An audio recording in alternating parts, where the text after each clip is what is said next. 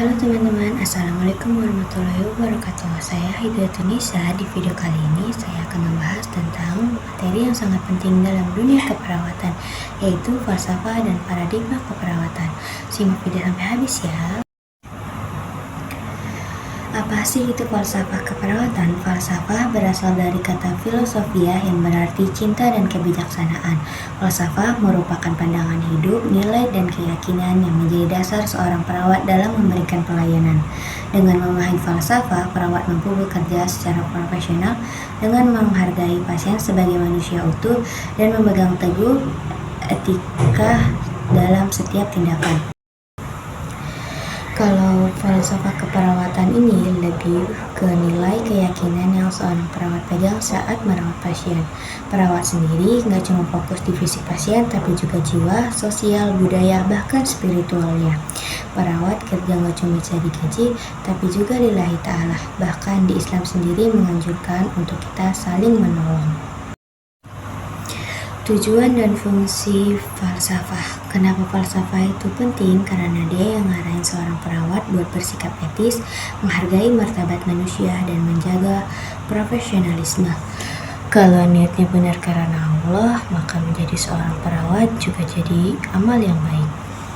Peran falsafah. Perannya ada beberapa. Yang pertama, menjadi dasar seorang perawat memahami manusia, kesehatan, lingkungan, dan praktik. Yang kedua, sebagai metode berpikir kritis dalam penyelesaian masalah etis. Dan yang terakhir, menjadi bentuk pandangan seorang perawat untuk menjadi perawat profesional, berakhlak, dan bertanggung jawab. Paradigma keperawatan.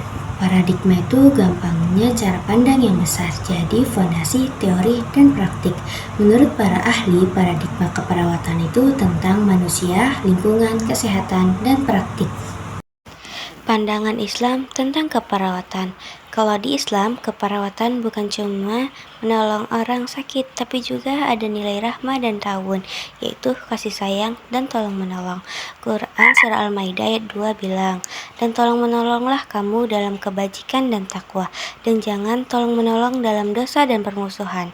Ayat ini menjadi dasar menolong orang sakit dan menjaga kesehatannya adalah bagian dari albir, yaitu kebaikan, dan at-taqwa, ketakwaan.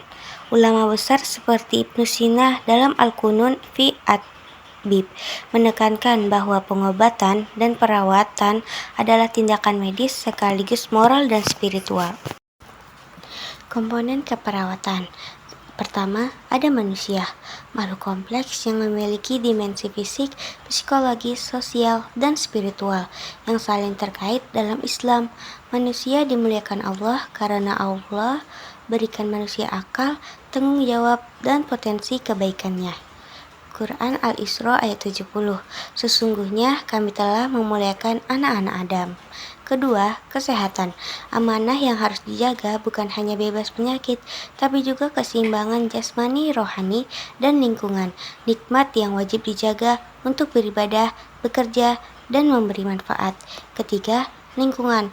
Faktor penting bagi kesehatan meliputi udara, air, makanan, tempat tinggal, pergaulan, dan budaya Islam mendorong kebersihan dan keseimbangan karena kebersihan sebagian dari iman. Dan yang terakhir, keperawatan. Upaya ilmiah dan spiritual membantu individu, keluarga, dan masyarakat mencapai kesehatan optimal dengan ilmu, empati, dan niat ikhlas sebagai beramal ibadah. Contoh kasus paradigma keperawatan.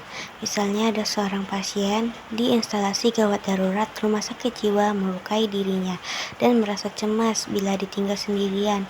Dokter meminta keluarga keluar untuk memberikan pemeriksaan, tetapi perawat melihat kehadiran keluarga justru menenangkan pasien.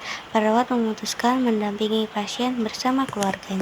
Jadi intinya falsafah dan paradigma keperawatan itu bukan cuma ilmu, tapi juga nilai kemanusiaan dan spiritual.